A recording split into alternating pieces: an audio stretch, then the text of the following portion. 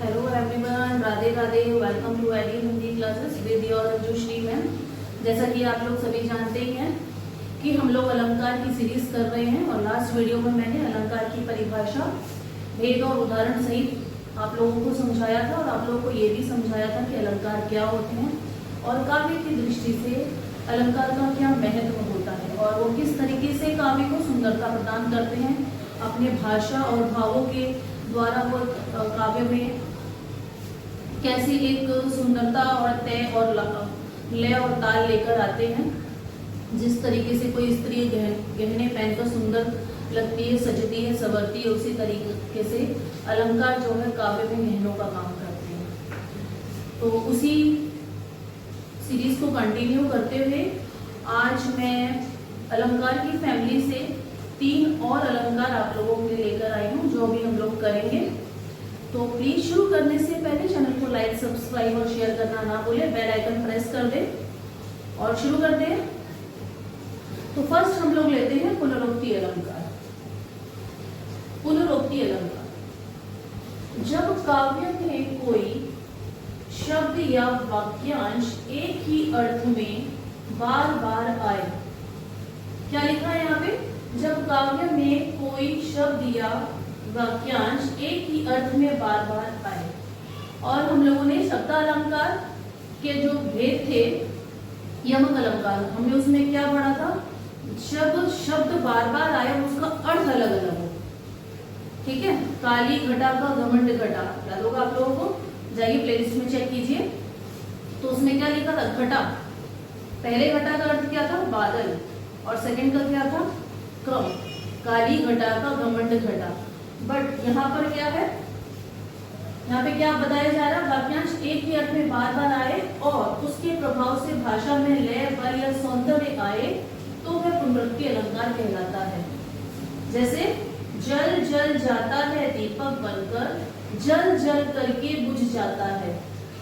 वहां पे काली घटा का घमंड घटा, दोनों का अर्थ अलग था। यहाँ जल जल जाता है दीपक बनकर, जल जल करके बुझ जाता है। यहाँ दोनों बार जल जल जो आया है उसका अर्थ जलना ही है, अर्थ में कोई परिवर्तन नहीं आया है। पहले जल जल का अर्थ भी जलना ही है और दूसरी पंक्ति में जल जल का अर्थ भी जलना ही है। एक और उदाहरण से समझते हैं। धीरे धीरे रे मना धीरे सब कुछ होए। आपने सुनी होगी ये मुहावरा सुना होगा, ये पंक्ति भी सुनी होगी कि धीरे धीरे रे मना, हे मनुष्य धीरे धीरे चलो, धीरे धीरे कोई काम को करो, मन से करो, तभी ही काम आपका सार्थक होगा, सिद्ध होगा, अर्थात काम बिगड़ जाएगा, वो पूर्ण भी नहीं होगा। ठीक है, लेकिन अभी हमारा समझने का लाइन वो नहीं है। हमारी समझने की लाइन ये है कि हम धीरे धीरे का अर्थ, इसमें कौन सा अलंकार है? तो धीरे धीरे रे मना धीरे सब कुछ हो, या दोनों बार जब धीरे धीरे आ रहा है, धीरे धीरे और मना धीरे सब कुछ हो, ये 3 बार जो धीरे धीरे आया है, या धीरे धीरे का अर्थ एक ही है, सहजता, सरलता। ठीक है, तो धीरे का अर्थ 3 बार आने पर भी परिवर्तन नहीं हुआ, अर्थात दोनों उदाहरण में पुनरुक्ति अलंकार बनता है। Clear concept? जब शब्द बार बार रिपीट होने पर भी उसके अर्थ में परिवर्तन नहीं आता, वो पुनरुक्ति अलंकार होता है। ठीक है, अब हम नेक्स्ट लेते हैं अतिशयोक्ति अलंकार। दूसरा उदाहरण लेते हैं अतिशयोक्ति अलंकार। ये भी अलंकार की फैमिली का एक दूसरा एक उदाहरण है। जब किसी बात, वस्तु, गुण, रूप या क्रिया को इतना बढ़ा चढ़ाकर कहा जाए कि वह वास्तविकता से अधिक प्रतीत हो। जैसे हम लोग होता है ना, कई बार हम बातों को बढ़ा चढ़ाकर कहते हैं।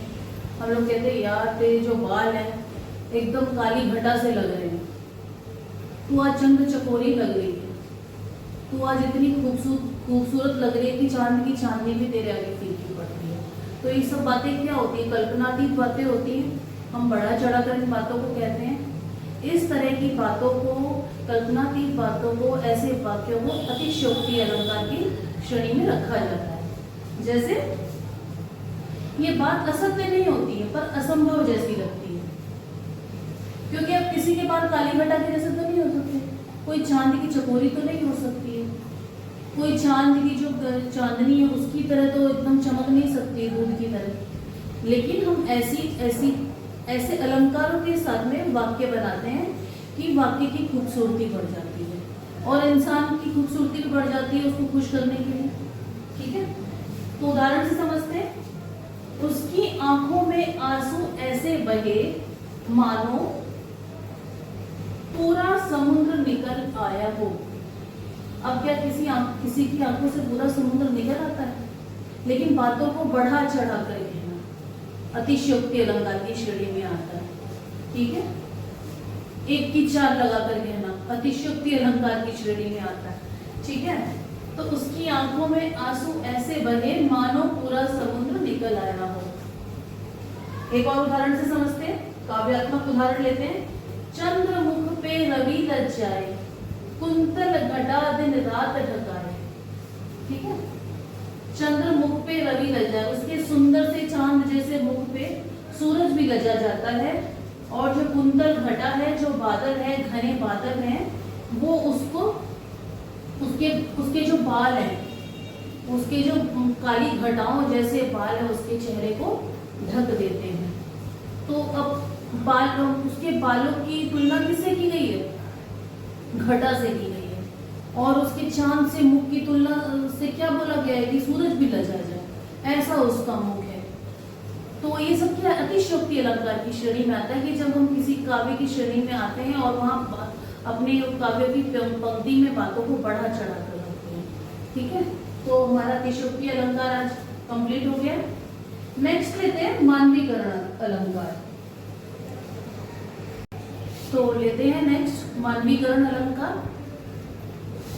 ये अलंकार मनुष्य को, हम सबको प्रकृति से जोड़ता है और प्रकृति को मनुष्य से जोड़कर एक सुंदर भाव और एक सुंदर कल्पना की ऊंचाई के भाव हमारे अंदर भरता है। कैसे?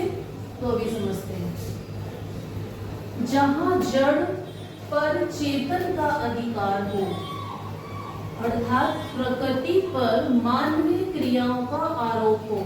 जड़ क्या हो गया? प्रकृति। चेतन क्या हो गया? मानव। ठीक है, अर्थात प्रकृति पर मानवीय क्रियाओं का आरोप हो, वह मानवीकरण अलंकार कहलाता है। जब किसी निर्जीव वस्तु को मनुष्य जैसा व्यवहार करता प्रतीत हो।